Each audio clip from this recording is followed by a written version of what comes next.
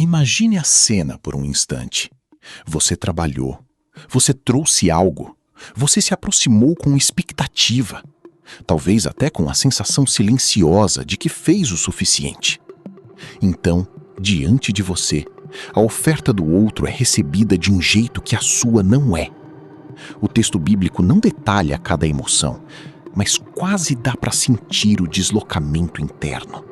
O rosto cai, o peito aperta, a mente acelera. Em segundos, a realidade muda de forma. Já não se trata apenas da oferta, agora se trata de você. O gesto se transforma em julgamento, o momento se transforma em definição. E o que poderia ter sido correção, aprendizado ou ajuste, vira uma crise de identidade. E é isso que torna essa história tão atual. Caim não é só um personagem antigo, ele é um padrão humano. Ele aparece toda vez que alguém transforma a comparação em identidade. Toda vez que o valor próprio passa a depender do reconhecimento que outra pessoa recebeu. Toda vez que a vitória do outro parece uma humilhação pessoal. A maioria das pessoas acha que a história de Caim é sobre raiva, mas psicologicamente ela é muito mais sobre ferida narcísica, rejeição percebida e a lenta corrosão interior que começa quando você já não consegue enxergar a si mesmo sem usar alguém como espelho. Você provavelmente aprendeu a história de Caim e Abel de um jeito simples demais. 2 irmãos, uma oferta aceita, outra rejeitada. Um coração tomado pela inveja, um crime. Fim da lição.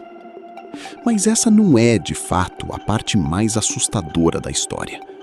O que torna Caim tão inquietante não é apenas o que ele fez, é o que aconteceu dentro dele antes. Porque a queda de Caim não começou no campo. Começou no momento em que ele olhou para o outro e, sem perceber, deixou de existir diante de si mesmo. Esse é um dos pontos mais profundos da história. Caim não suporta a diferença entre o que eu fiz e quem eu sou. E muita gente vive assim sem perceber. Quando algo dá errado, quando um elogio vai para outra pessoa, quando a aprovação não vem, a mente não interpreta aquilo como um evento limitado. Ela interpreta como sentença. Eu não fui escolhido. Rapidamente vira eu não tenho valor. Meu trabalho não foi suficiente. Vira eu sou insuficiente. É assim que a comparação deixa de ser uma observação e vira veneno. Ela invade a percepção, distorce a realidade e convence a alma de que o brilho do outro é a prova da sua escuridão. Repare como a história é quase cirúrgica em seu realismo. Antes do ato extremo, existe um colapso emocional visível. Deus pergunta a Caim por que ele está irado e por que o seu semblante descaiu. Isso é impressionante porque mostra que a destruição começou no rosto antes de chegar às mãos. Primeiro vem a alteração interna. Primeiro vem a expressão abatida, a humilhação silenciosa, o ressentimento fermentando num lugar onde ninguém mais vê. A Bíblia aqui está descrevendo algo que a psicologia entende muito bem. Emoções não reconhecidas tendem a procurar um alvo, e quando a dor não é elaborada, ela costuma se transformar em hostilidade. Mas o ponto mais perturbador não é só que Caim se sentiu mal, é o que ele fez com essa dor. Em vez de olhar para dentro, ele olhou para o lado. Em vez de perguntar o que em mim precisa ser corrigido, ele parece perguntar por que ele. Essa é a lógica da comparação destrutiva. Ela sempre troca a introspecção por rivalidade. Ela impede o crescimento, porque faz a pessoa acreditar que seu verdadeiro problema não está em seu interior, mas na existência de alguém que a faz se sentir menos. E quando isso acontece, o outro deixa de ser irmão e passa a ser ameaça. Abel, nesse sentido, não é apenas uma pessoa. Ele representa tudo aquilo que provoca insegurança em quem não está reconciliado consigo mesmo. O acerto do outro, a integridade do outro, a paz do outro, o reconhecimento do outro. Pessoas emocionalmente maduras podem olhar para isso e aprender. Pessoas interiormente feridas tendem a olhar para isso e se inflamar, porque a comparação não nasce, na maioria das vezes, da admiração. Ela nasce da dor de não saber o que fazer com a própria inadequação. E quando a alma não encontra um caminho de transformação, ela começa a fantasiar caminhos de eliminação. É por isso que a história de Caim é tão perigosa e tão universal. Nem toda comparação leva à violência visível, claro, mas muita comparação leva a formas mais silenciosas de destruição. Você pode matar sem tocar, pode diminuir alguém em conversa, pode sabotar pelas costas, pode torcer contra, pode ironizar o sucesso do outro para aliviar sua própria ferida. Pode fingir indiferença quando no fundo está consumido por uma pergunta que corrói por dentro. Por que não eu? Essa pergunta, quando não é tratada com verdade, tem um poder devastador. O mais trágico é que a comparação promete alívio, mas entrega escravidão. Caim provavelmente não queria apenas ser bom, ele queria não se sentir abaixo. E isso muda tudo. Porque quando sua vida passa a ser organizada em torno de não ficar atrás, você deixa de viver por propósito e passa a viver por posicionamento. Você não busca mais crescimento real, mas superioridade emocional.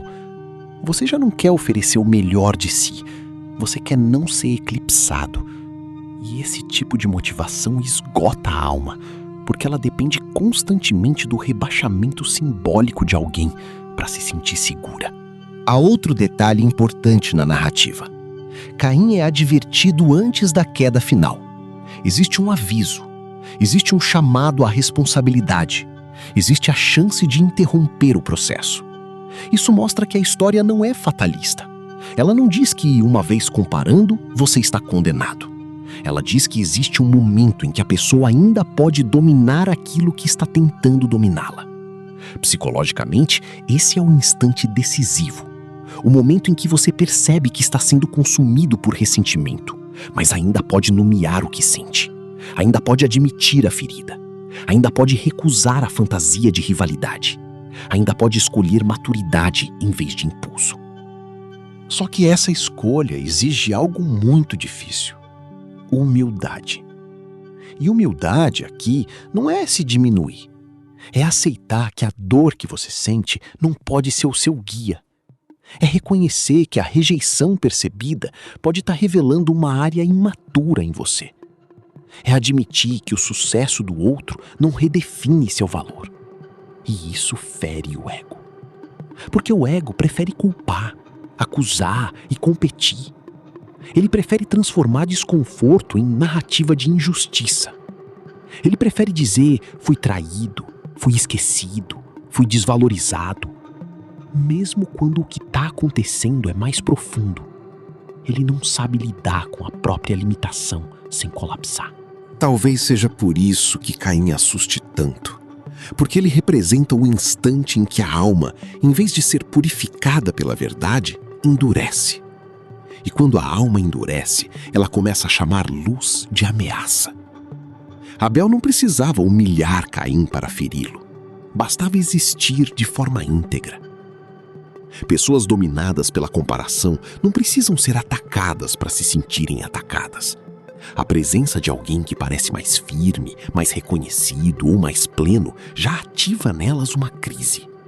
E essa crise, se não for tratada, cria uma mentalidade de escassez emocional. Como se houvesse pouco amor, pouca validação, pouco espaço, pouca dignidade. E o bem do outro fosse sempre uma perda pessoal. A história de Caim também revela uma verdade incômoda sobre o ser humano. Nem toda dor gera profundidade. Algumas dores, quando abraçadas pelo orgulho, geram deformação. Há quem sofra e se torne mais verdadeiro. Há quem sofra e se torne mais amargo. Há quem use a rejeição como espelho e amadureça. E há quem use a rejeição como combustível para ressentimento. Caim escolhe esse segundo caminho. Ele não transforma dor em consciência. Ele transforma dor em oposição. E esse é um dos processos mais destrutivos da alma. Quando o sofrimento deixa de ser um lugar de encontro com a verdade e se torna um altar para o ego ferido. O que torna tudo isso ainda mais atual é que vivemos numa cultura que multiplica Caim dentro das pessoas. Hoje, você não precisa estar num altar antigo para comparar sua oferta com a de alguém. Basta abrir uma tela. Em segundos, você vê beleza, sucesso, reconhecimento, influência, resultados, aplausos. E se a sua identidade não estiver firmada, o mesmo processo começa.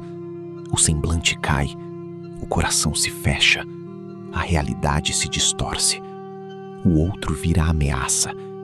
Você começa a medir o seu valor pela visibilidade alheia. E sem perceber, sua alma vai sendo treinada não para a verdade, mas para a rivalidade.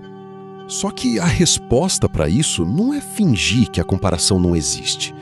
É ir fundo bastante para descobrir o que ela está revelando. Comparação quase sempre denuncia uma área onde o eu está faminto por validação. Ela expõe inseguranças que ainda governam em silêncio. Ela revela onde sua identidade ainda depende de aprovação externa. E, nesse sentido, Caim não é apenas um aviso moral. Ele é um diagnóstico espiritual e psicológico. Ele mostra o que acontece quando alguém vive perto de Deus, perto da verdade, perto da correção, mas se recusa a ser transformado por dentro. No fim, a história de Caim não é só sobre o primeiro irmão que matou. É sobre a primeira vez que a Bíblia mostra com clareza brutal que a alma humana pode se desintegrar quando troca responsabilidade por comparação. Caim queria lidar com a dor sem atravessar a verdade. Queria aliviar o desconforto sem ser confrontado. Queria paz sem transformação. E isso nunca funciona. Porque a comparação não destrói apenas relacionamentos. Ela destrói percepção, gratidão, identidade e paz interior. Ela convence você de que o problema está sempre no outro, quando muitas vezes a batalha real está no lugar mais difícil de encarar, dentro de você. E talvez essa seja a revelação mais dura dessa história. O oposto de Caim não é Abel.